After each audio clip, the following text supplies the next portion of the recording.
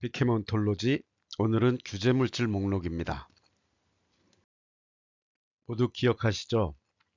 클로로포름을 세척제로 쓰다가 집단 간 손상 중독 사고가 발생한 현장의 사진입니다. 이 사업장에서는 클로로포름을 왜 썼을까요? 클로로포름은 실험실에서나 주로 쓰는 물질이었습니다. 메틸렌 클로라이드, TC 같은 세척제를 쓰다가 이런 물질이 요양물질로 지정되고 요양물질의 함량 기준이 강화되면서 법을 지켜야 하기 때문에 법 목록에 없는 아직 규제되지 않는 물질을 세척제로 쓰려고 하다가 사단이 난 겁니다.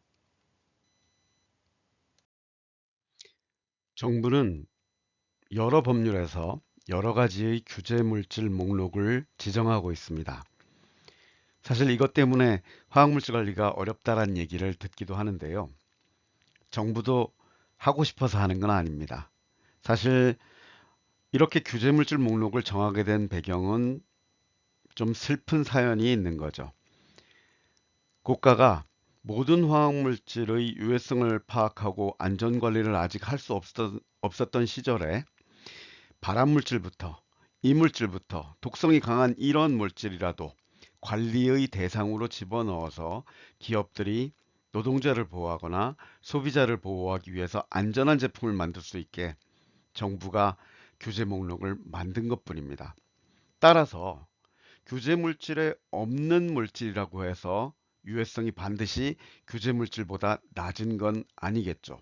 아직 검토되지 않은 물질 중에는 규제되지 않았지만 심각한 물질들이 언제든 있을 수 있는 겁니다.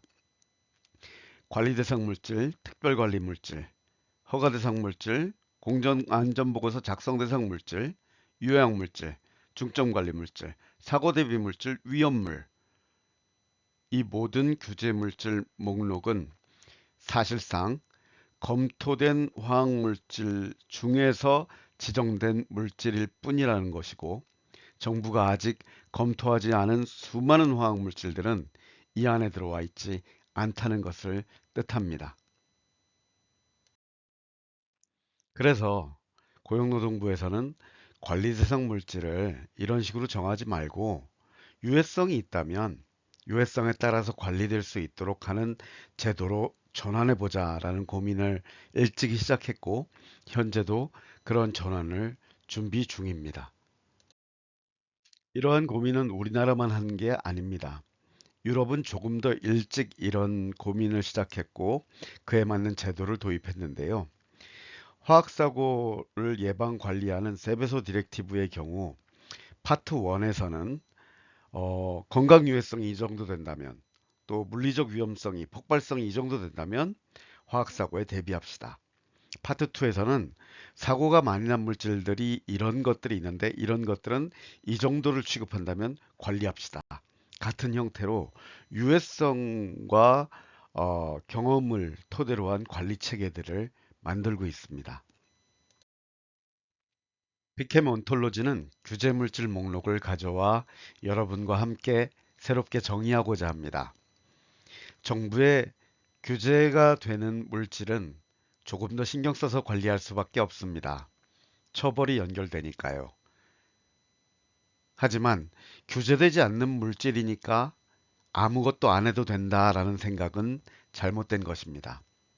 또는 규제되지 않는 물질이므로 유해성이 없습니다라고 얘기하는 것도 잘못된 것입니다.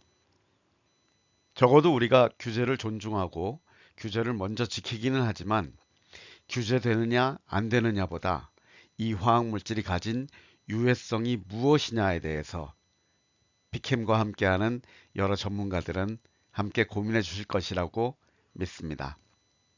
다음에 또 뵙겠습니다.